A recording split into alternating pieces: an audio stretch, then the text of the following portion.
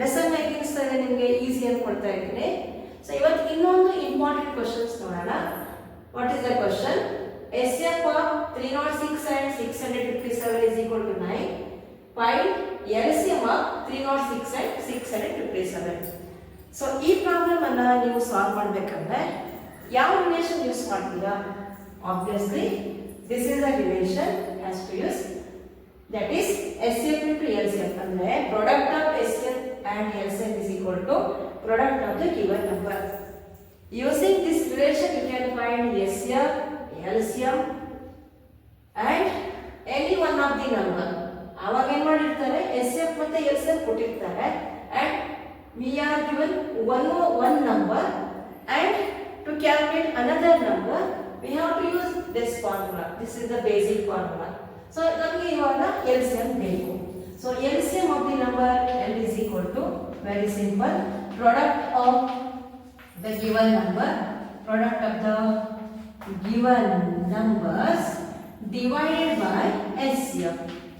L ಅಂತ ಬರ್ಕೊಳ್ಳಿ ಅಥವಾ LCM ಅಂತ ಬರ್ಕೊಳ್ಳಿ. L ನಿಮಗೆ ಕನ್ಫ್ಯೂಷನ್ ಆಯ್ತು ಅಂತಂದ್ರೆ ಇಲ್ಲಿ LCM ಹಾಕ್ಕೊತೀವಿ, ಇದನ್ನ SCF ಆಯ್ತು. The given number 306 into 657 divided by 9. ನೋಡಿ, ಇಲ್ಲಿ ನೀವು ಇಂಟು ಮಾಡೋಕ್ಕೆ ಹೋಗ್ಬೇಡಿ. ನಮ್ಮ ಮಕ್ಕಳು ಒಮ್ಮೊಮ್ಮೆ ಹಾಗೆ ಮಾಡಿಬಿಡ್ತಾರಲ್ವ. ಇಲ್ಲಿ ನೀವು ಮಲ್ಟಿಪ್ಲಿಕೇಶನ್ ಮಾಡೋದು ಬೇಕಾಗಿಲ್ಲ. ಯಾಕಂತಂದ್ರೆ ಈ ನಂಬರ್ 306 is divided by 9. ಓಕೆನಾ? ಸೊ ಇಲ್ಲಿ ಚೆಕ್ ಮಾಡ್ಕೊಳ್ಳಿ. ಇವಾಗ 3 plus 0 plus 6 is equal to 9. 9 is the multiple of 9. So ಈ ನಂಬರ್ ನೋಡೋಣ, ಚೆಕ್ ಮಾಡೋಣ. 6 plus 5 is 11. 11 plus 7 18. So 18 is the multiple of 9. ಅದರಿಂದ ಈ ನಂಬರ್ ಕೂಡ 9 ಇಂದ ಡಿವೈಡ್ ಆಗುತ್ತೆ. ಸೊ ಯಾವುದು ಒಂದು ನಂಬರ್ ಅನ್ನ ಕ್ಯಾನ್ಸಲೈಸೇಷನ್ ಮಾಡೋಣ. 9 ones are 9 3s are 27 and 9 4s are 36. ಓಕೆನಾ? then 34 into 657. ಆನ್ಸರ್ ನಾವು ಇದನ್ನ ಇಂಟು ಮಾಡಿದಾಗ ಆನ್ಸರ್ ಎಷ್ಟು ಬರುತ್ತೆ? 22,338. This is the answer. ಇಲ್ಲಿ ಬರೀತೀನಿ. Therefore LCM is equal to, LCM of the number is equal to LCM of 306 and 657, that is equal to 28,000. The calculation ಮಾಡಿದ್ದೀನಿ ನಾನು. Answer, okay, it is 22,338. 22,338. So ಈ ತರ ಮಾಡ್ತೀರಾ. So using this formula you can find SCF. ಈಗ SCF calculation ಮಾಡಬೇಕಾದ್ರೆ product of the given number divide by LCM. Next ಈಗ ಯಾವ್ದಾದ್ರು ಒಂದು ನಂಬರ್ ಅನ್ನ ಕ್ಯಾಲ್ಕುಲೇಷನ್ ಮಾಡಬೇಕಾದ್ರೆ ಅವ್ರನ್ನ ಬರೀತೀರಾ. ಇಲ್ಲಿ ಫಾರ್ಮುಲಾ ಏನಾಗುತ್ತೆ? SCF into LCM divided by the one number, any one number. Okay na? So using this formula you can find SCF and LCM on what? The any one number. Let's go next problem. Next time ಕೊಟ್ಟಿದ್ದಾರೆ ಇಲ್ಲಿ exercise, same exercise. Okay, check whether 6 to the power of n can end with the digit 0 for any natural number ಅಂತ ಕೊಟ್ಟಿದ್ದಾರೆ. ನಮಗೆ ಕೇಳಿದ್ದಾರೆ ಅವರು. Forward one next question. 6 to the power of n. What is the question? Can 6 to the power of n is end with the digit 0 where n is the natural number. So 6 to the power of n is any natural number. n is the natural number. ನಾನು ಏನು ಮಾಡ್ತೀನಿ, n value 1 ಹಾಕುತ್ತೀನಿ. If n is equal to 1, 6 to the power of n is 6, then n is equal to 2. 6 square is equal to how much? 36. Then when n is equal to 3, 6 to the power of 3 ಎಷ್ಟಾಯ್ತು? 216 and so on. ಸರಿನಾ? ಇವಾಗ observe ಮಾಡಿ, digit place ಅಲ್ಲಿ ಯಾವ್ದಿದೆ? 6 ಬರ್ತಾ ಇದೆ ನಮಗೆ. ಈಗ next ಮಾಡಿದ್ರು ಕೂಡ 6 to the power of 4 will give 6 in the unit place. 0 ಅಥವಾ ಯಾವುದೇ ಡಿಜಿಟ್ ಬರ್ತಾನೆ ಇಲ್ಲ ಇಲ್ಲಿ ಇವಾಗ. So now we can say that 6 to the power of n can never end by the 0. ಹೀಗಂತ ಅರ್ಥ ಮಾಡ್ಕೊಳ್ಳಿ. ಈಗ ಇಲ್ಲ ಅಂತಂದ್ರೆ ಇನ್ನೊಂದು ಮೆಥಡ್ ಇದೆ. ಈಗ ಎನಿ ನಂಬರ್, ನಾನೀಗ ಸಪೋಸ್ 10 ತಗೋತಾ ಇದ್ದೆ. 10 ಅಂದ್ರೆ 10 ಫ್ಯಾಕ್ಟರ್ಸ್ ಯಾವುದು? 2 and 5. ನೆಕ್ಸ್ಟ್ 20 ಹೆಂಗ್ ಸ್ಪ್ಲಿಟ್ ಮಾಡ್ತೀರಾ? 2 into 5. Factors into 3 into 2 3 the 6, 6 5 is 30. ಹಾಗೆ ನೆಕ್ಸ್ಟ್ ತಗೊಳ್ಳೋಣ. 40 is equal to 2 into 2 4 ಆಗೋಯ್ತು. 4 ಎಷ್ಟು ತಗೊಳ್ಳಿ, 4 2s are okay 8, 8 5s ನೋಡಿ, 2 2s are 4, 4 2s are 8, 5s are 40 and so on. So ಎಲ್ಲ ಪ್ಯಾಟರ್ನ್ ಅಬ್ಸರ್ವ್ ಮಾಡಿ. ಇವಾಗ 10 factor, 20 30 and 40 factors 2 and 5 are common. ನೋಡಿ 2 5 and here also 2 5 and 2 5 and here also 2 and 5 ಅಥವಾ ನೀವು ಈ ಬೇರೆ ತರಬಹುದು. 2 are the common here ಅಲ್ವಾ. So ಇನ್ನು ಇವಾಗ ಇದನ್ನ ಸ್ಪ್ಲಿಟ್ ಮಾಡಿದಾಗ if any number is end by the 0 you will get the factors like 2 and 5 like that ಅಲ್ವಾ.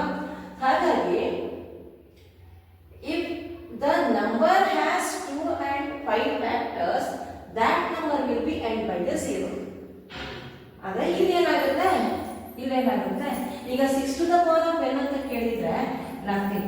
6 to the power of n ಅಂತಂದ್ರೆ ಫ್ಯಾಕ್ಟರ್ಸ್ ಏನು ಬಂತು, 2 and 3 ಬಂದ್ಬಿಡ್ತು, 5 ಬರ್ತಾ ಇಲ್ಲ. So we can say that here 6 to the power of n power of any number never end by 0. Hence we say that here. So therefore hence 6 to the power of n cannot end by that is it 0. Okay na, ಇದೊಂದು problem ಆಗೋಯ್ತು. Easy ಅನ್ಸ್ತಾ ಇದೆ ತಾನೆ. ಹೋಗೋಣ next ಪ್ರಾಬ್ಲಮ್ಗೆ. Next problem. What is next problem? Okay, what is given? Explain why 7 into 11 into 13 plus 13 and one number is there. Explain, you know that numbers 7 into 11 into 13 plus 13 and one more number. Rub ಮಾಡ್ಕೊತೀನಿ one second. ಇದು ಬೇಡ. And one more number 7 till 1. 7 into 6 into 5 4 3 2 2 1 into 1 plus 5. ಎರಡು numbers ಇದೆ ನಮಗೆ. Actually ಇದು ಯಾವ common ಕೊಟ್ಟಿದ್ದಾರೆ, ಸ್ವಲ್ಪ ಎಕ್ಸ್ಪಾಂಡ್ ಮಾಡಿ ಕೊಟ್ಟಿದ್ದಾರೆ ಅಲ್ವಾ. So we should explain why this numbers are composite. ಇದು ಯಾಕೆ ಕಂಪೋಸಿಟ್ ಅಂದ್ರೆ ಗೊತ್ತಿರ್ಬೇಕಲ್ಲ ನಿಮಗೆ ಅಲ್ವಾ. Composite number means the number which has more than 2 factors. ಈಗ example the factors of 3 means 1 and 3, ಇದಕ್ಕೆ ಎರಡೇ ಫ್ಯಾಕ್ಟರ್ಸ್ ಇದೆ. ನೆಕ್ಸ್ಟ್ 10 ತಗೊಂಡ್ರೆ ಇವಾಗ ಫ್ಯಾಕ್ಟರ್ಸ್ 1 2 5 and 10. ಸೊ ಇದೇನಾಯ್ತು, ಕಂಪೋಸಿಟ್ ಆಯ್ತು, ಇದು ಪ್ರೈಮ್ ಆಯ್ತು. ಈ ತರದ ಸುಮಾರಷ್ಟು ಎಕ್ಸಾಂಪಲ್ಸ್ ಕೊಡೋಕ್ಕಾಗತ್ತೆ. ಸೊ ಇದು ನೋಡೋಣ. ಈಗ ಅಬ್ಸರ್ವ್ ಮಾಡಿ, ಈ ನಂಬರ್ ಅಲ್ಲಿ 13 ಕಾಮನ್ ಇದೆ. ಸೊ 13 ಕಾಮನ್ ತಗೊಳ್ಳೋಣ. What is the remaining factor? 7 into 11 plus 1. So what I meant by this? It means here this number has more than 2 factors. You know, 30 into 7 into 11 is 77. 77 plus 1, that is 30 into 78.